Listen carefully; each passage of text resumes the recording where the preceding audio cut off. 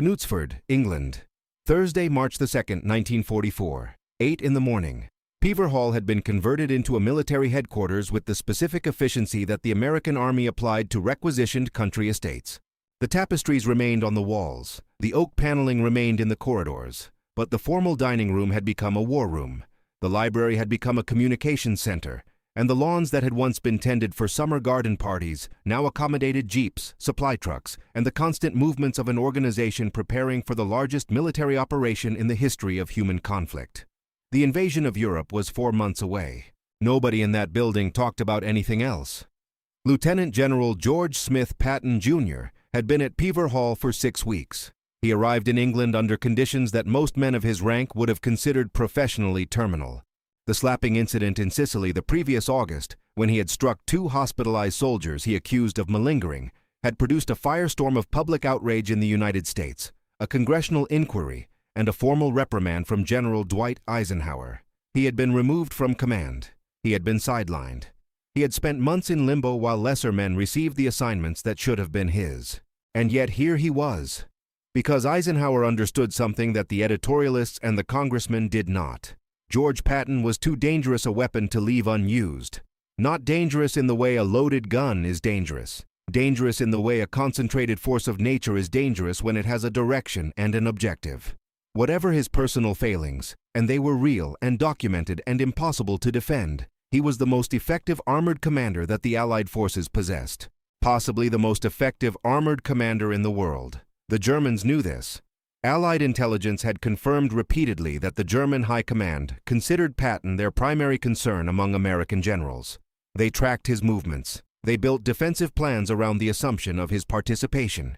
They feared him with a specificity they did not direct at most other Allied leadership, which was exactly why the deception operation that would become known as FUSAG, the fictional 1st United States Army group supposedly preparing to cross at Pas de Calais, required Patton's visible presence in England. The Germans needed to believe Patton was leading the main invasion force. For that deception to work, Patton needed to be seen. He needed to appear at events, give speeches, be photographed. He was, in the cruelest strategic irony, most valuable to the operation not on the battlefield, but as an elaborate piece of misdirection. He hated every minute of it. The briefing that morning was a joint Allied planning session, attended by 12 senior officers from the American and British commands.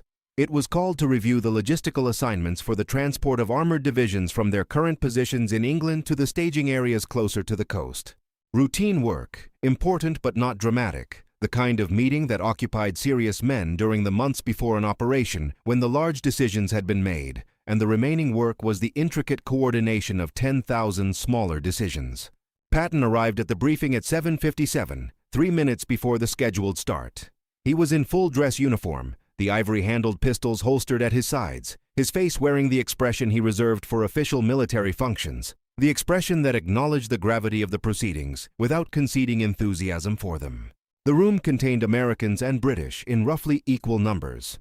Among the British officers was Brigadier General Harold Carrington West, a man of 54 years who had commanded infantry in North Africa and who held views about armored warfare that were substantially more conservative than those of most American officers in the room, and essentially diametrically opposed to every principle that George Patton had built his career upon. Carrington West believed in coordinated advances, in securing flanks before proceeding, in the methodical application of force rather than the audacious exploitation of momentum.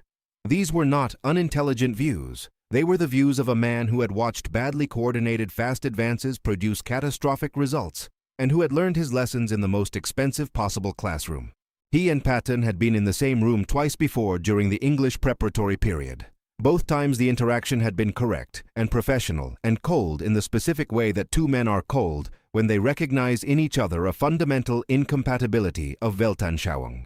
The briefing proceeded through its first 40 minutes without incident. Maps were reviewed. Timelines were confirmed.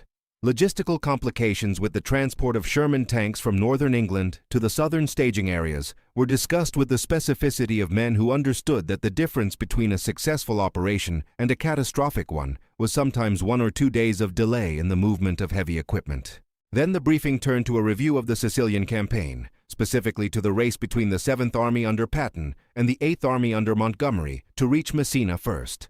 It was brought up as a case study in coordination, or rather in the difficulties of coordination, when two commanders were pursuing overlapping objectives through mountainous terrain with inadequate communication protocols between them. Carrington West had not planned to say what he said next. He told a colleague later that it came out with more force than he had intended, that the accumulated frustration of weeks of watching American planning proceed with what he considered an insufficient attention to the lessons of the North African campaign opened in him some valve that should have remained closed in a formal briefing.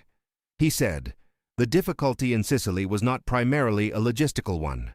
The difficulty was that one of the commanders involved prioritized personal glory over coordinated strategy. Speed for the sake of speed is not a military virtue. It is a personal vice dressed in military language. General Patton, with respect, has built a reputation as an aggressive commander. When that aggression is disciplined by strategic purpose, it is valuable. When it is driven by ego, it creates risks that other men are obliged to die correcting. I will say plainly what others in this room are perhaps too diplomatic to say. You are not a reckless general in the colloquial sense of the term. You are reckless in the precise sense. You disregard calculated risk assessment in favor of instinct. And instinct, however refined, is not a substitute for methodology." The room went completely quiet. Not the polite quiet of men waiting for a speaker to finish a point. The absolute quiet of 12 officers simultaneously realizing they were present for something that was no longer a routine briefing. Several pairs of eyes moved to Patton, then moved away, then moved back. His reputation for volcanic response in moments of personal challenge was thoroughly documented. Men who had served under him knew that his temper was a force of nature, genuinely impressive in its intensity and genuinely difficult to predict in its specific direction. Patton sat entirely still for 4 seconds. He was looking at the map on the table in front of him, not at Carrington West. His jaw was set. His right hand rested flat on the table surface. The ivory handles of his pistols caught the morning light. Then he looked up, and what was in his expression was not what the room expected. It was not anger. It was something more deliberate than anger, something that had organized itself behind his eyes into a precise and particular shape. He said, "Brigadier General Carrington West has made several arguments, and I intend to address each of them in order. But first I want to separate what he said into its two components, because conflating them would allow both of us to avoid the most important question in the room right now." He stood up. He moved to the primary map displayed on the wall at the head of the room, a large-scale rendering of northwestern Europe. He stood in front of it with his back to the room for one moment, then turned. "The first component of what was just said is personal," he continued. "A characterization of my character and my motivations. I will deal with that component last and briefly, because it is the least important. The second component is strategic. It is an argument about the correct employment of armored forces. That component I take seriously because it has consequences for what we are planning to do in approximately 4 months. And it deserves more than a formal diplomatic response. It deserves the actual truth." Carrington West had not moved. His expression was controlled, the expression of a man who has said something significant and is prepared to defend it. Patton pointed to the map. In July of 1943, the 7th Army crossed 160 miles of Sicilian terrain in approximately 2 weeks and arrived at Messina 48 hours before the 8th Army, despite beginning from a position further from the objective and operating through more difficult interior routes. The Brigadier General attributes this to ego and recklessness. I would like to explain what it was actually attributable to, because the distinction matters very much to the planning in this room. He traced a line across Sicily with his finger. Armored warfare operates on a single foundational principle. The principle is time, not distance, not firepower. Time. An opponent who is given time will organize resistance, reinforce weak points, establish defensive positions, move reserves, call in additional support. An opponent who is denied time can do none of these things. When I moved through Sicily at the pace that I moved, I was not being reckless with my men's lives. I was protecting my men's lives, because a position that an organized enemy defends costs 10 times as many casualties as the same position taken before the enemy has had time to organize. Speed is not ego. Speed is the most effective form of protection an armored commander can provide to his infantry. He moved along the map, and the room moved with him without anyone physically relocating. He had the kind of presence that repositioned attention without requiring anyone's physical cooperation. Every hour that an armored column pauses to secure its flanks through methodical procedure rather than maintained momentum, he continued, is an hour that the German 7th Panzer, The German 1st Parachute, the German Hermann Göring Division, has to move, has to dig, has to prepare. I did not secure my flanks through the Sicily campaign by stopping to formally establish a perimeter and signal my intentions to every force within observation distance. I secured my flanks by moving forward so rapidly that the forces on those flanks did not have time to present a coordinated threat before we had already passed the position they would have threatened. He paused. The room was still absolute in its quiet. "Now," he said, "the Brigadier General says instinct is not a substitute for methodology. And he is correct. But he has made an assumption that has not been established, which is that what I do operates on instinct. Let me disabuse the room of that idea. I have studied armored warfare as a military science for 30 years. I have read every major European military theorist writing in the last century. I have specifically studied the German employment of combined arms doctrine in Poland and in France in 1940. I understand what they are doing and why it works. I have built my own doctrine from that foundation and from the campaigns I have personally conducted. What I do in the field produces results that may look like instinct from the outside, because they are executed faster than most military organizations believe execution should occur. The speed is not the absence of method. The speed is the method." He returned to his seat. He did not sit down immediately. He stood behind his chair. Now the personal component. He said this with a change of register that was subtle but perceptible to everyone in the room. "The Brigadier General suggests I am motivated by personal glory. I am going to say something that I suspect will surprise this room, and I want it recorded in the minutes of this briefing. He is partially correct. I am motivated by personal glory. It would be dishonest to deny it. I have believed since I was a young officer that I was destined for a particular role in a particular conflict, and I have spent 30 years preparing for the role I believed was coming. That is a form of personal investment that reasonable men can characterize as ego." He sat down. He placed both hands flat on the table. But here is what the Brigadier General has not accounted for in that characterization. My personal investment in this war's outcome is not in tension with the strategic requirements of the mission. It is aligned with them. I want to win. I want to win comprehensively, decisively, and quickly. Not because winning slowly would reduce my personal glory, but because every day this war continues, men I am responsible for are dying. My personal vanity and the correct execution of armored strategy point to exactly the same operational conclusions. Move fast. Maintain momentum. Deny the enemy time. Accept calculated tactical risks in exchange for strategic speed. That alignment between personal motivation and strategic reality is not a coincidence. It is why I am useful." He looked directly at Carrington West for the first time during the entire response. "And it is why I am in this room." The silence that followed lasted approximately 6 seconds. Then the senior American officer present cleared his throat and suggested they return to the logistics review. They returned to the logistics review. Carrington West said nothing further for the remainder of the briefing. He sat with a posture that had not changed since Patton began speaking, upright, controlled, the posture of a man who was processing something rather than dismissing it. This was noted by several officers present.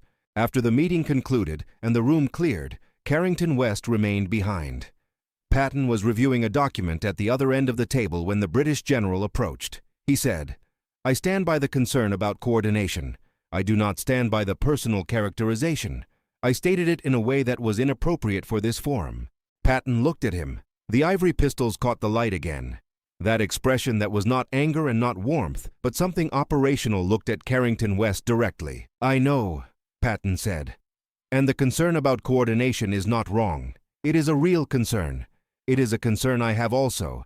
The history of fast-moving armored operations is full of commanders who moved fast and ran beyond their supply lines and created catastrophes. I am aware of that history. I am also aware that the history of careful, methodical advances in this war contains Gallipoli and the Somme and the first 3 years of the North African campaign. Neither approach is free of risk. The question is which risk you choose. I have chosen mine deliberately. That is all I can say." Carrington West nodded once. Then he picked up his cap and left. The briefing at Pever Hall on March 2, 1944 was not recorded in any document as a significant event. It was filed as a routine planning meeting. The exchange between Patton and Carrington West was noted by several officers in private correspondence, but not in official records.